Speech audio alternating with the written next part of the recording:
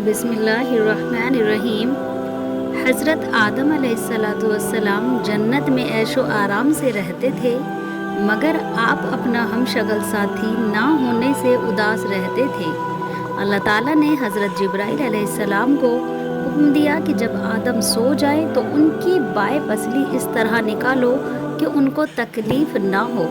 जब आप सो गए तो पसली निकाली गई और अल्लाह ताला की कुदरत से उस पसली को हज़रत हव्वा अलैहिस्सलाम बना दिया गया। अगर पसली निकालने में तकलीफ़ होती तो मर्द को अपनी बीवी से सजा कर ना हुआ आदम के पास तख्त पर बैठा दिया और उसी वक्त हज़रत आदम भी मौजूद थी जो औरतों में होती हैं, जैसे हुस्न और जमाल के जोश में शर्म के उनको लिपट जाओ। अल्लाह ताला ने फरमाया शुक्र वगैरह बला निकाह हव्वा को जन्नती लिबास पहनाकर निकाह के लिए अर्ज किया। अल्लाह ताला ने खुतबा पढ़ा और फरिश्ते गवाह हुए और निकाह हो गया। हज़रत आदम ने अल्लाह ताला का इन अल्फाज में शुक्र अदा किया, सुब्हानल्लाहि वल्हम्दुलिल्लाहि वला इलाहा इल्लल्लाहु वल्लाहु अकबर वला हौला वला कुव्वता इल्ला बिल्लाहिल अलील अज़ीम।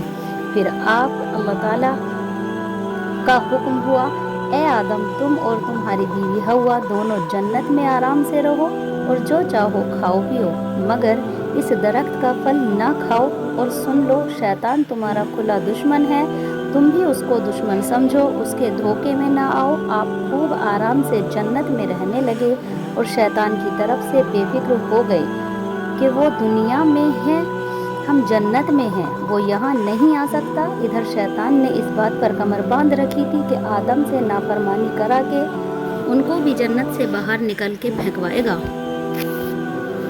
और उसने जन्नत में जाने की तदबीर की। शैतान अल्लाह ताला के 3 नाम जानता था, उनको पढ़कर आसमानों को तय करता हुआ जन्नत के करीब बैठ गया और फिर 2 नाम पढ़ने शुरू किए।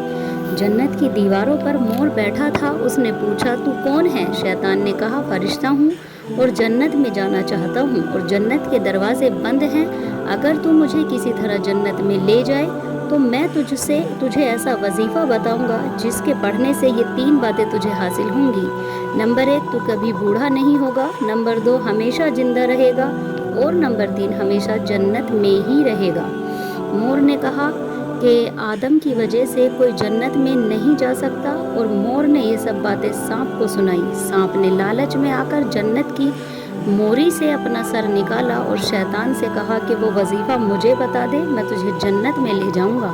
शैतान ने कहा पहले मुझे जन्नत में पहुंचा दे, फिर बतलाऊंगा। सांप ने अपना मुंह खोला, शैतान झट से उसके मुंह में घुस गया और जन्नत में पहुंच गया। मोर और सांप से फिर बात भी ना की और जन्नत में एक तरफ बैठकर रोने पीटने लगा। हज़रत हव्वा ने पूछा तू कौन है और क्यों रोता है? कहा फरिश्ता हूँ, तुम्हारे गम में रोता हूँ क्योंकि खुदा तुम दोनों को ज़रूर एक न एक दिन जन्नत से निकाल देगा और फिर तुम मुसीबत और तकलीफ़ में पड़ जाओगे, इसलिए खुदा ने तुमको इस दरख्त का फल खाने से मना कर दिया। और खुदा की कसम मैं तुम्हारा खैर ख्वाह हूँ, हमदर्दी से कहता हूँ कि अगर तुमने ये फल खा लिया तो हमेशा हमेशा जन्नत में ही रहोगे, कभी निकाले नहीं जाओगे। हज़रत हव्वा को इसके रोने और कसम खाने से यकीन आ गया कि ऐसा कौन बेईमान होगा कि खुदा की कसम झूठी खाएगा। मकर का रोना, झूठ बोलना, धोखे देना, झूठी कसम खाना, वादे खिलाफ़ी करना, किना कपट रखना, यानी जब मौका मिलेगा बदला लूँगा, और दूसरों को उजाड़ना, अल्लाह ताला से ना डरना और हुक्म ना मानना, हट दर्मी और ज़िद करना, ये सब गुनाह सबसे पहले शैतान ने ही किए। हज़रत हव्वा शैतान के मकर और फरेब में आ गई और दरख्त से 3 फल तोड़ लिए। एक आप खा लिया और एक हज़रत आदम के पास लाई और कहा एक फल मैंने खा लिया और ये 2 आप खा लें। आपने फरमाया कि अल्लाह ताला ने इसको खाने से मना फरमाया है। कहा यह फरिश्ता खुदा की कसम खाता है और हमारे गम में रोता है, इससे ज़्यादा गमख्वार कौन होगा? अगर आप न खाएंगे तो इस फरिश्ते के कहने के मुआफिक आप जन्नत में नहीं रहेंगे और मैं जन्नत में आपके बगैर कैसे रहूँगी? इन्हीं बातों में हज़रत आदम भी भूल गए और फल को मुंह में डाला ही था, हलक से नीचे भी नहीं उतरा था कि अल्लाह ताला का गज़ब आ गया और जन्नत के कपड़े उतार कर दोनों को नंगा कर दिया। बदन छिपाने के लिए जिस दरख्त के पास पत्ते लेने जाते वो दरख्त ऊंचा हो जाता اور جنت کی تمام چیزوں کی طرف سے کہا جاتا کہ ہم سے دور ہو جاؤ، تم اللہ تعالیٰ کی نافرمانی کر کے محروم ہو گئے ہو۔ آپ خوب اور شرم حیا کی وجہ سے بے چین ہو گئے۔ جبرائیل علیہ السلام نے کہا، اے آدم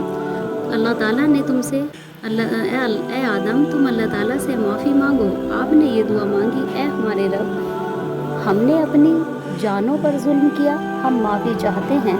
آپ ہم کو معاف نہ کریں گے اور رحم نہ فرمائیں گے تو ٹوٹا پانے والوں میں ہو جائیں گے۔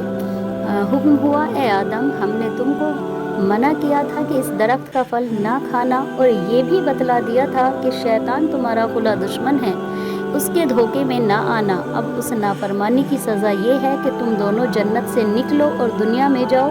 اور حضرت جبرائیل کو حکم ہوا کہ آدم اور حوا کو سانپ، مور اور شیطان نافرمانوں کو جنت سے نکال کر دنیا میں ڈال دو۔ حضرت جبرائیل نے کہا، اسی وقت سب کو جنت سے نکالا۔ حضرت آدم کے مذہب جو ہندوستان میں ایک جزیرہ تھا وہاں ڈالا، اور حضرت حوا کو خراسان میں، اور مور کو سیستان میں، اور سانپ کو کوہ اصفہان میں، اور شیطان کو ایک بڑے خوفناک پہاڑ میں ڈالا۔ سانپ بہت خوبصورت تھا۔ شیطان ظالم کی مدد کرنے اور لالچ کرنے سے بدصورت ہو گیا اور پیٹ کے بل چلتا اور خاک چھانتا پھرتا ہے۔ مور کی صورت ہی بدل گئی، وہ اپنے پاؤں دیکھ کر روتا ہے۔